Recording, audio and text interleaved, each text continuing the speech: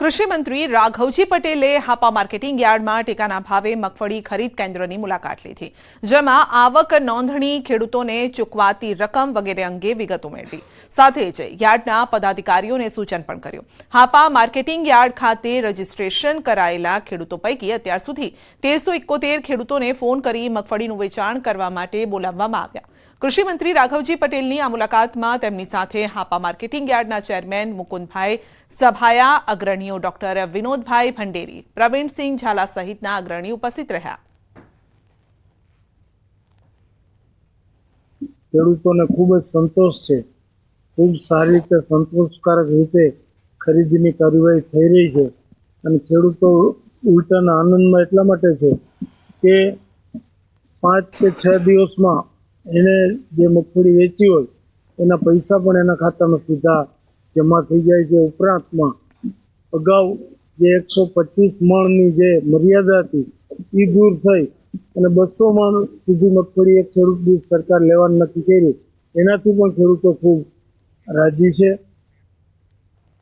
ગુજરાતમાં 108 emergency team ખડેપગે છે અને તેવી રીતે 108ની ટીમના ઈમાનદારી પણ તેમની બરદાવા લાયક છે. બનાસકાંઠામાં 108ની ટીમે દર્દીના 21 લાખથી વધુ રૂપિયાની કિંમતની વસ્તુ પરત કરી છે. ખીમાણા રોડ પર અકસ્માતમાં ઇજાગ્રસ્તને સારવાર અર્થે લઈ જવાયા હતા અને ત્યારે તેમની સાથે કોઈ ન હોવાથી 108ની ટીમે સાર સંભાળ તેમને લીધી અને તમામ કિંમત તેમની વસ્તુઓ જે હતી તે પરત કરી.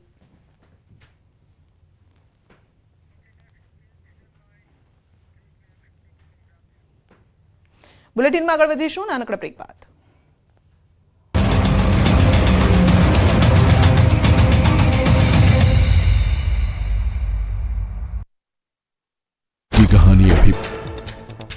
બનાસકાંઠાના તાલેપુરામાં નીલગાય હડકાઈ થઈ. 2 દિવસથી હડકાઈ નીલગાય ગામમાં ફરતી હોવાથી લોકોના જીવ તાળવે ચોંટ્યા.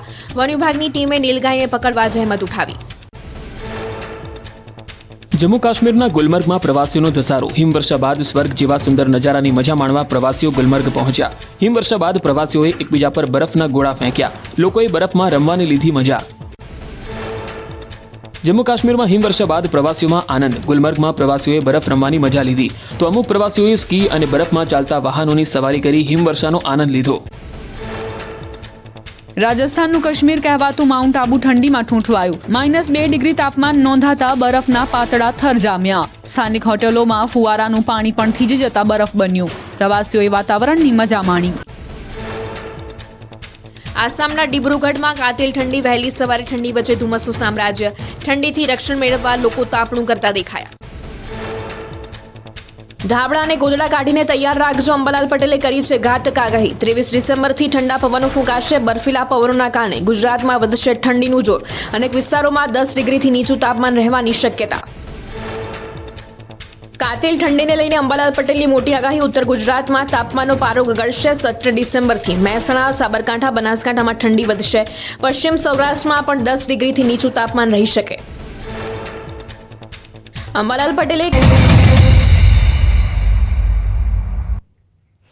માગસર સુદ પૂર્ણિમા નિમિત્તે અંબાજીમાં ભક્તોની ભીડ ઉમટી છે. પૂનમના પગલે શક્તિપીઠ અંબાજીમાં ભક્તોનું ઘોડાપૂર ઉમટ્યું છે અને હવેથી કમુરતા શરૂ થતા શ્રદ્ધાળુઓએ અંબાજી મંદિરે બાધા માનતા પૂરી કરવા માટે તેઓ પહોંચ્યા છે. અનેક ભક્તોએ માતાજીના મંદિરના શિખરે ધજા પણ ચઢાવી.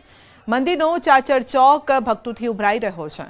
સમગ્ર મંદિર પરિસર માતાજીના જય ઘોષથી ગુંજી ઉઠ્યું છે.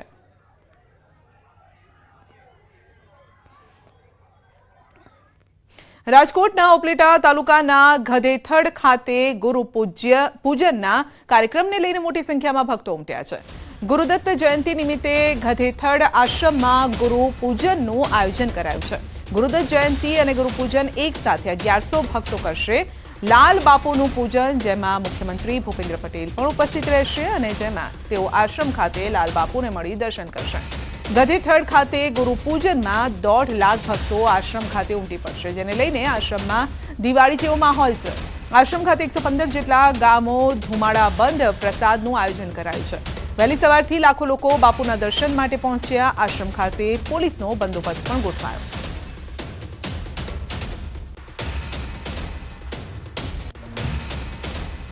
ખાતે જે ગધેશ્વર છે જે આશ્રમ છે જે ગાયત્રી જેને લઈને આપણે સીધા પહેલા દ્રશ્યો બતાવ્યા. દ્રશ્યોમાં જોઈ શકો કે સવારથી જ લોકો કેરાઓ ઉમટી પડ્યા છે. ઘોડાપુરો તેવા દર્શન માટે અત્યારે આપ સીધા દ્રશ્યો જોઈ શકો છો. જે રીતે 1.5 લાખથી વધારે લોકો છે તે ઉપસ્થિત રહેશે. અને બીજી તરફ વાત કરીએ જે રીતે જે ભોજનનો કાર્યક્રમ બી યોજવામાં આવ્યો છે જેને લઈને આજુબાજુના વિસ્તાર લોકો ત્યાં લાભ લેશે.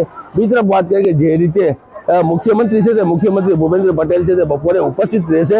બીજી તરફ વાત કરીએ કે જે બાપુના પૂજન માટે ભક્તો છે 1.5 લાખથી વધારે છે બાપુનું પૂજન કરશે. તેને લઈને આપણે આ સીધા દ્રશ્યો બતાવ્યું છે કે અત્યારે ગધેશ્વર જે વેણુ ડેમ પાસે જે મંદિર આવેલ છે જે આશ્રમ સાથે મંદિર છે ગાયત્રીનું મંદિર છે તેને લઈને આપ સીધા દ્રશ્યો જોઈ શકો કે અત્યારે લોકોનો ઘોડાપૂર જોવા મળી રહ્યો છે.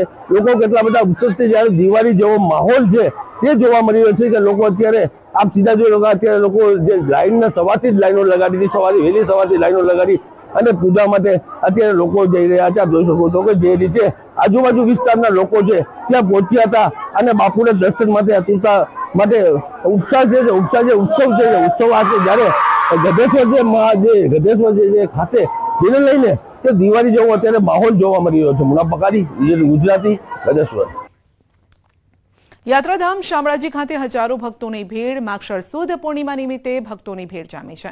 વહેલી સવારથી જ શામળિયાના દર્શન માટે કતાર લાગી છે. પૂર્ણિમા નિમિત્તે ભગવાનને વિશેષ શણગાર પણ કરાયો છે. શામળાજી વિષ્ણુ મંદિર ખાતે અને વાઘા વસ્ત્રો સહિત ભગવાનની ચરણ પાદુકા જે છે તે સુગંધની અર્પણ કરવામાં આવી. વિષ્ણુ ભગવાનનો અવતાર છે. પોતે શામળિયા ભગવાનના દર્શન માટે રાજસ્થાન અને ગુજરાતમાંથી ઉત્તર ગુજરાતની ઘણી પ્રજા આવે છે. પોતે દર્શનાર્થીઓ ખૂબ આનંદ અનુભવે છે અને અહીં આ મંદિરની એક શોભા રૂપ અમારા ધાર્મિક અમને ભેટ આપી છે આ ભગવાને. આજે પૂનમ છે, શું આજે પૂનમ છે, ઘણી પબ્લિક આવી છે અને અહીંયા સતત પબ્લિક આવે છે. પૂનમવાળા નિયમિત આવે છે. ગીર સોમનાથમાં છાત્રોને સહાયમાં મળતી સાયકલો ધૂળ ખાતી જોવા મળી છે. મોટી સંખ્યામાં સાયકલો ધૂળ ખાતી અને આડેધડ ફેંકી દેવાયેલી હાલતમાં જોવા મળી. મનાઈ રહ્યું છે કે આ સાયકલોનો થપ્પો ઉનાના કંસારી ગામનો છે. ગામના સરપંચ ચંદુભાઈના કહેવા મુજબ શાળામાં અભ્યાસ કરતી જે વિદ્યાર્થીની છે તેમને આ સાયકલ આપવાની હતી, પરંતુ કોઈ પ્રોબ્લેમના કારણે તે આપવામાં નથી આવી, જેના કારણે ધૂળ ખાઈ રહી છે. તો વિદ્યાર્થીઓને જે સાયકલ આપવાની હતી પરંતુ તે સાયકલ અપાઈ નથી અને ધૂળ ખાઈ રહી છે. ભંગાર હાલતમાં હવે આ સાયકલ જોવા મળી રહી છે, જે ખરેખર વિદ્યાર્થીનીઓની હકમાં હતી. કારણ કે જે બાળાઓ હોય છે, કિશોરીઓ હોય છે, તે દૂરથી આવતી હોય છે અને તેવા સમયે પગપાળા ન આવવું પડે તે માટે સરકારી સહાય યોજના જે છે તે અંતર્ગત આ સાયકલ આપવાની હોય છે, પરંતુ હાલ તે ધૂળ ખાઈ રહી છે. રાજકોટ જિલ્લાના ઉપલેટામાં સમાજના આગેવાનોની મીટિંગ મળી હતી. ગાયત્રી આશ્રમમાં દરેક સમાજના આગેવાનો મોટી સંખ્યામાં ઉપસ્થિત રહ્યા. ગુરુ પૂર્ણિમાની ઉજવણીને લઈ દરેક સમાજના આગેવાનો એકઠા થયા.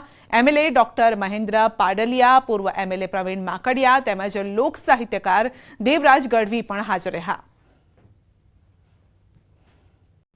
ગાયોને નિરણ, પંખીને ચણ, કૂતરાને લાડવા, માછલાને બુંદી, કીડીઓ માટે કીડિયારું, એ પૂર્વ માટે 52 ગામમાં બધી વસ્તુ પુગાડી દીધી છે અને એ 15 તારીખે બધાય ગામ બધાને એનો ઉપયોગ કરશે. આ સાથે જ આગળ વધીએ અને વાત કરીશું